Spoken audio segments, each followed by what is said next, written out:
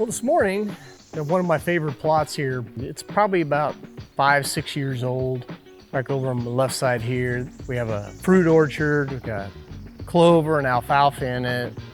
And I used to run a strip here, about an acre of tilled, either beans or corn. This year I've modified it. So right behind me, I cleared all this in January and February, and we now have beans drilled in here. But back behind us, over my shoulder, there is a really thick area. And I want to be able to hunt this with a stand and stuff. So I'm gonna go in there today and I'm gonna thin that out and just make a transition area where it goes from their bedding areas right into the food sources. But I want that little transition area of about 40-50 yards wide. Take out all the invasives. We're gonna have to thin some persimmons, a few of those type of trees out as well, just to clean it up. This area, I'm just gonna let it regenerate. I'm not gonna do anything different. I'm just gonna thin it down a little bit. But this should take me, I don't know, an hour or two to get it done, and we'll probably use a little bit of a tree saw. We're gonna use my disc mulcher because it's the fastest. Should make some quick work of it, and we should probably go while we got good sunlight. Okay.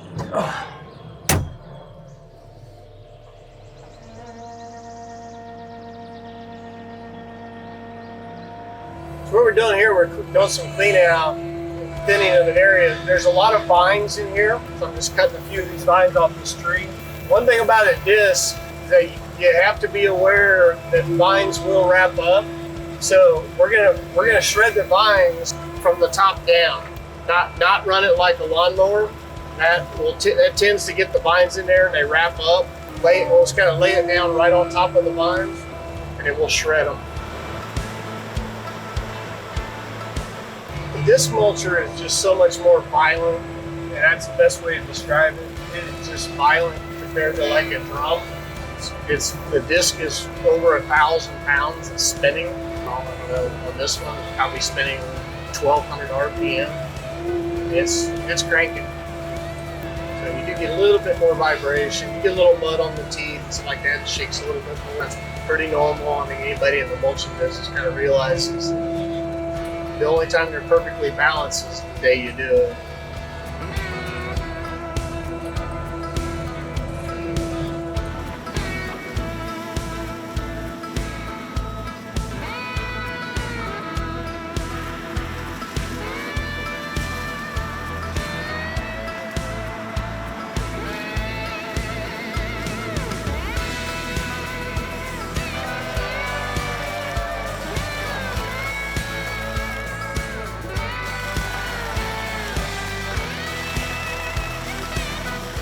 All right, so what I've done here, I left this hedge tree trunk. I went ahead and I shredded up the upper 2/3 of it, and I'm saving it. And I want to come back with a tree saw, and I want to cut that off at the base, and I want to poison that stump. I don't want it to go completely away. So that's kind of why those stumps are sticking up there.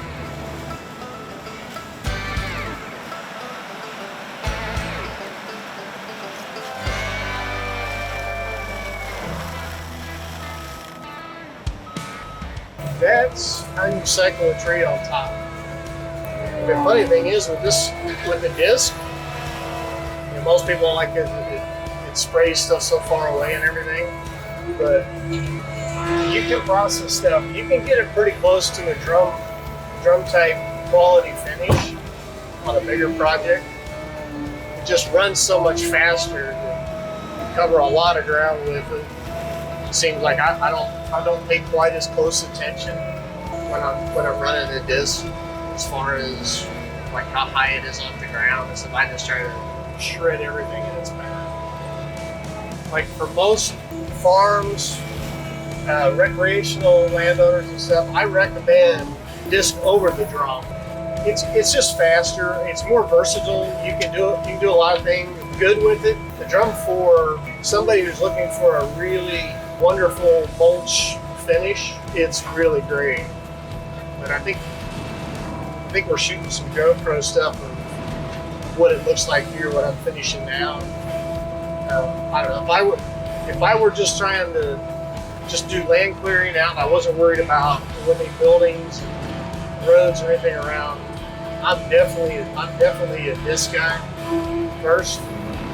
The fact that I get to test both, so I can come back if I want to polish it. I'll run the disc first and do all the heavy lifting, all the bulk stuff, and then I'll come back with the drum to polish it if that's what I need.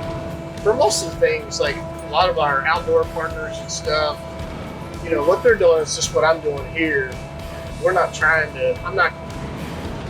you know, trying to make this perfect. I'm just trying to get this cleared off for kind of a staging area, you know, for my bucks and stuff. But that's what we call processing the tree on the top of the disc.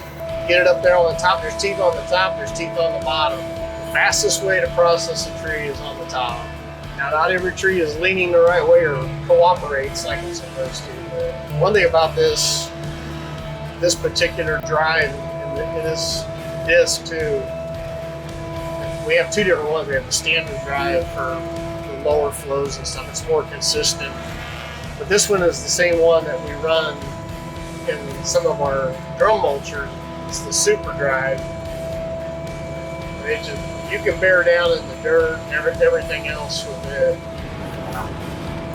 It will really bear down, keep that torque, rebuild that speed real fast. It has some great recovery on it. Get my stuff going, nose down, polish it up. That's how you get rid of a tree.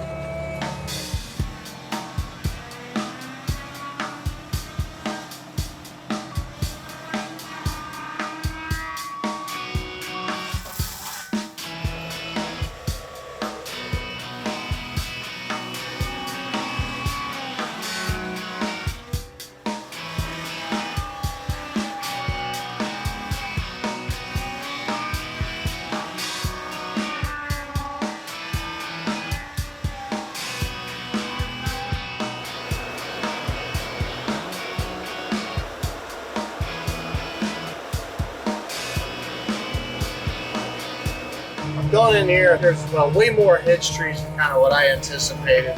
I did my best to mulch around a bunch of them. I was just going to come back later and saw them down, but I finally just gave up. So I'm just going to go in and I'm going to have to cut them down and spray the stumps and kill them. So that took a little more time than what I anticipated. But we'll get a bunch of these shredded up. Now I'm just going in with back with the disc mulcher and chopping some stuff down.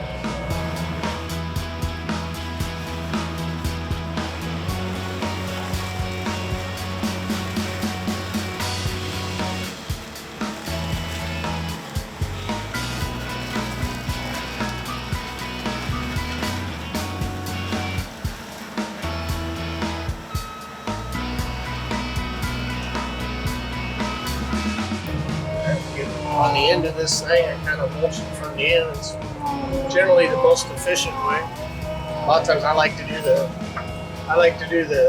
top of the tree back to the trunk and start shredding it down a little bit at a time.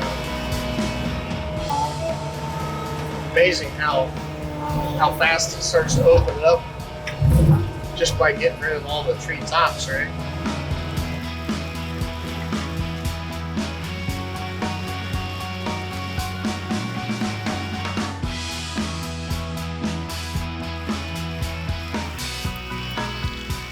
Well, I think that pretty much concludes what I was trying to do.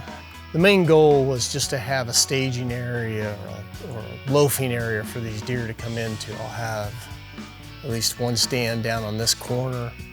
I found a great cedar tree back here that I think is going to make a really good stand spot for that transition. Got a little driveway going along here, but this will all polish up really good and open up. And we're just gonna let it come back natural. This whole thing went just about the way I thought it was gonna go. I'm excited to see what the deer do if they use this like I think they're gonna use it. So we'll see what happens.